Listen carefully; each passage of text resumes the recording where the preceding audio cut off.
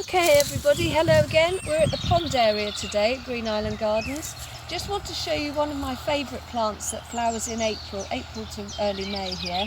This is called Embothrium lanceolatum, the Chilean firebush, and it's very rare to see this plant in East Anglia.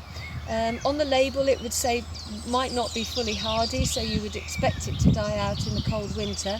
But we're so fortunate being so sheltered here at Green Island that it actually survived the two winters we had, 2010 and 11, where we went down to minus 15 degrees. This is a particularly sheltered spot which it really does need, but the other thing it needs is a really poor soil.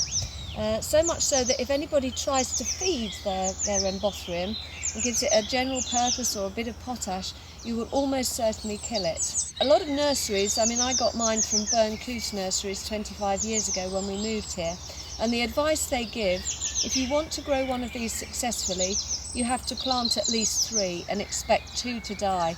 And you can guarantee that you'll plant 3 of them, and the one that looks the best will be sure to die. It will be the poorest, most straggly looking plant that will survive. So it's a really tricky one, but it does make me enormously satisfied every year when I see this one doing so well and coming into flower every year.